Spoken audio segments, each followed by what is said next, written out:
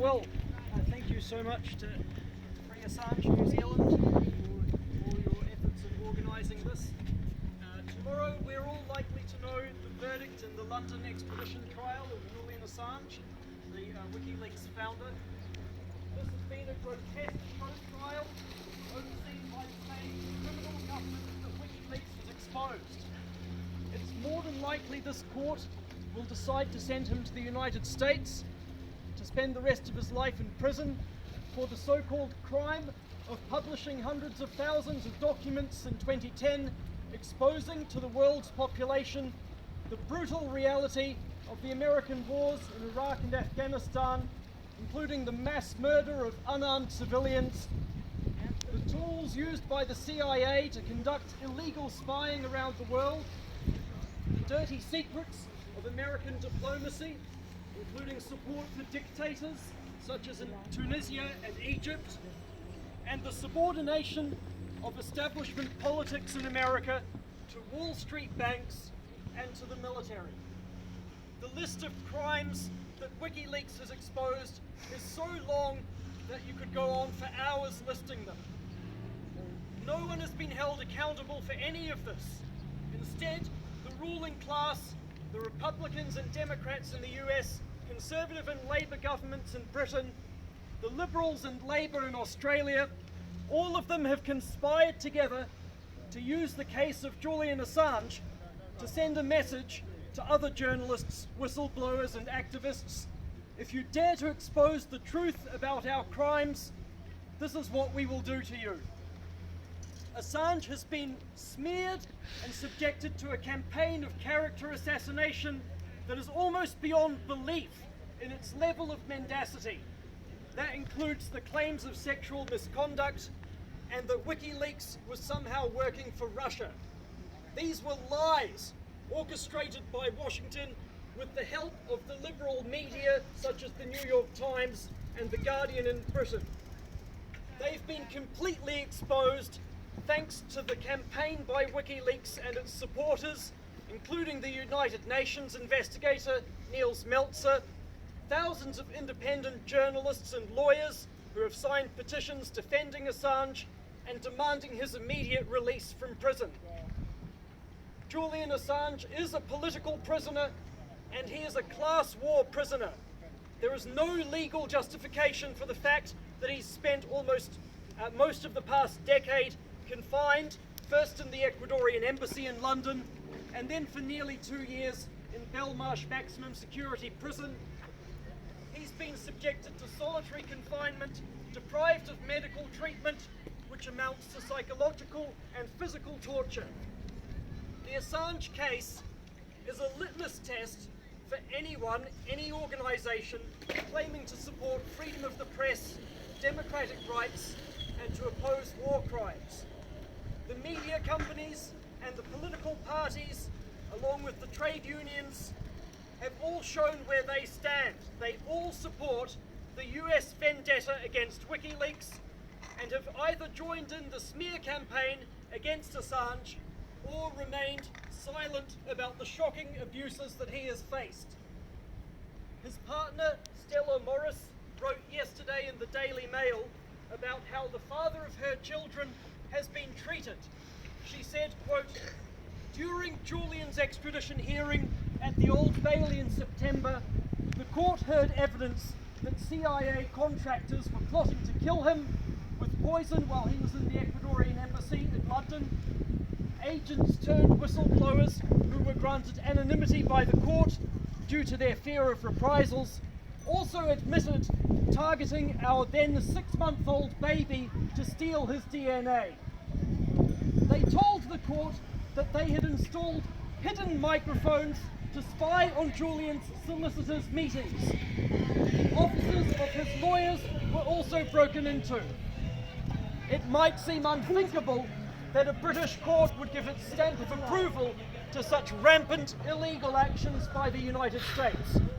It might seem equally unthinkable that a man who was practicing journalism in this country perfectly legally according to UK law could be tried in a foreign land and potentially jailed for life. But that is what would happen if the UK decides to extradite Julian. This illegal persecution has been going on for years. That is why it is worse than useless to put our faith now in Joe Biden or Donald Trump or any of their allied governments around the world. Hear, hear! Including in New Zealand. They all hate WikiLeaks for what it's exposed about them. They all defend war criminals. They all serve the interests of big business. The only way Assange can be freed is through mass pressure from below, from the working class, from young people, from students, that these governments will not be able to ignore. The working class, which is to say the vast majority of the world's population, has to be mobilized in his defense. What is at stake in this case is freedom of speech itself and the right of ordinary people to know the truth about wars, about crimes against humanity, about the domination of politics by corporations. World War I and World War II were also accompanied by mass censorship of information, including the persecution of those who exposed the predatory war aims and the crimes of all the governments involved. The same process is happening today as the United States ramps up its threats against Iran, against China, Russia, Venezuela, and many other parts of the world. The exposures by WikiLeaks are an essential contribution to the fight for an equal society, for a world without war and without exploitation. So thank you all for being here, and free Julian Assange! Yeah. Free Julian Assange! Free Julian Assange! Free Julian Assange! I am just going to say a few words before we stop off, and I also want to invite anyone else who wants to speak. You are most welcome to come up and off the cuff speak if you haven't prepared anything.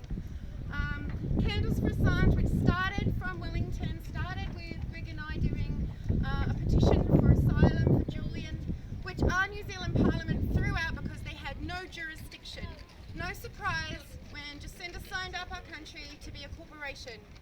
We already had the Five Eyes, we already had the ANZUS and the ANZACs, we already had all these trade agreements that worked against us doing the right thing. And New Zealand used to stand up for anti-nuclear, for anti-war, for, you know, female voting rights, for homosexual, going to university as a woman. How many things has New Zealand stood up for? What happened? What happened? I was so proud to naturalise as a Kiwi, because I'm a Londoner, Scottish I suppose really, brought up in London, raised in Canberra. I have so much guilt about what my multiple governments of my life are doing in our name. And so Candles for Assange, thanks to Greg and I originally doing that asylum petition in 2018 and putting those Free Assange candles outside the Parliament in New Zealand to try and get people talking about it here. Now we have moved on so far. This morning on the motorway we only had light holiday traffic, but every 5 cars there was someone waving their hand, waving at us or beeping their horn. It was incredible. It was such a sea change from what we saw before. So Candles for Assange are listing, a New Zealand born group, are listing 30 protests this weekend and Monday in 12 countries. Some of them are online, Brazil, Italy, Scotland, all really locked down and unable to do anything or a bit shy. So they're going to do either a solo action or a little online thing. All the rest are doing street protests. There are all over the weekend, multiple countries, and I'm so proud of what New Zealand has created there from Free Assange New Zealand and now a global group. So please everyone help us support this action because the algorithm is throttling us. We can't get the word out outside of our amazing global network of activists, but it's a silo all the same. And what's the point of constantly preaching to the converted? We're not getting the word enough out, but obviously there's some action happening because I think all this pardon Assange talk and Twitter storms have really brought it home to a few people because I've never seen support like I saw this morning on the motorway. So I'm so encouraged, I'm so positive that people are waking up We're not all sheeple in New Zealand. Some of us don't watch legacy media because we know how much it's lied us into wars repeatedly, one time after another. So if you want to protect your children's free press, if you want them to be able to hold their governments to account in the future, you really, really have to support this case of the century. There isn't anything else. It overrides every single other topic, whether you're vegan, anti-war, anti-Palestine genocide, whatever it is you are doing, you are all being throttled by the bullshit media. The military complex, the Mickey Mat. Can anyone tell me what the Mickey Mat is? This is Bill Binney's term for what we're fighting. Does anyone know? The military, industrial, congressional, intelligence, media, academia, think tanks. That is what we're dealing with here. The academics have lost their soul. I've been attacked by my former colleagues at Victoria University, frankly, because sheeple, or because they knowingly know that they're on the wrong side of history here. So all I can say to you is get up off your butts. Seriously, not you guys. You guys are great. But you know who I'm talking to. It's a disgrace. It really is. So would anyone else like to talk? Well, I do. Please, and Kay, you go afterwards. Say something very simple. You say a lot of people were supporting you on the way in the cars, people at the bus stops. Now, why aren't they here? They're here because of failings of our media. And this is the main thing, one of the main things that we, New Zealand and other so-called democratic countries need to fix these underlying problems. We need media reform, we need more open media, we need perhaps a more open education system focused towards helping people to get involved in social issues and to look at the truth in things. These are the main things we need to do. Daniel Ellsberg, back in the, when was it, the late 60s I think, he exposed war crimes and he is still celebrated.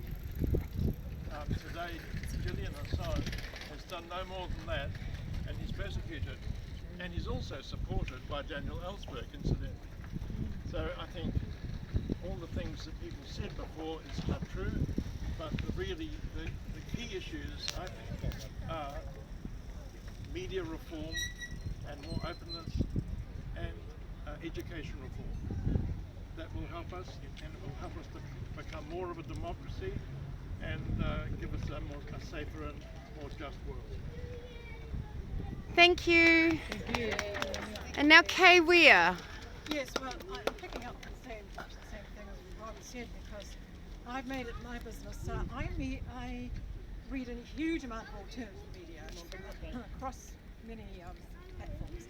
But I also keep an eye on New Zealand media, Dominion Post, the New Zealand Herald, and I send letters off to them. But I've had quite some success in previous years, less limited this past year, although I did manage to get two people because I know that I've become notorious to some of the editors in recent space. But I did manage to get two letters published, one very outspoken one last year, signed by a good friend up the country. He added a nice bit so that was signed, and also another one by which one Herald, one of my letters. It is really important that we engage mainstream media, terribly poor though it is, and challenge them and just keep on doing it. Doesn't matter if you get published or don't, they have to take notice of it. And so I do it also to Radio New Zealand. I have been hosting them quite a lot this year, with some success. But it really is important to do it, and you can make formal complaints to Radio New Zealand. And this is the way to get change. I mean, it's laborious, but still it's what has to be done. You have to specify what is why it's unbalanced or various other things. So I do think this is really important to engage the media that we have and keep on doing it. And don't be put off by the fact you don't get published. It's just part of the process of bringing about change. But keep a record. Okay. Thank you so much, Kay. Kay Weir, everybody. And anyone else? Anyone else before we finish up? Anyone? No, it's all good. So thank you so much, everybody, for coming. We will be doing another motorway drop this afternoon of the banner on Hill Street, and Greg and I and Steph were going to go to the UK High Commission, maybe tape up the fences, shout for a little bit, but there's no one there today. So yeah, UK, and then we'll do the billboard on the motorway again. Right. Yeah, so up to you. Interested to do that later on. Yeah, well, we'll keep doing it. Yeah, no worries. So everybody signing out from Free Assange New Zealand, Candles for Assange, and all, Social Equality Group, all the amazing supporters. Thank you, Tom Peters, for your amazing speech. I was watching people as they were going past, and it was like every short phrase was a soundbite that I thought they were listening to, They couldn't not. Okay, thank you.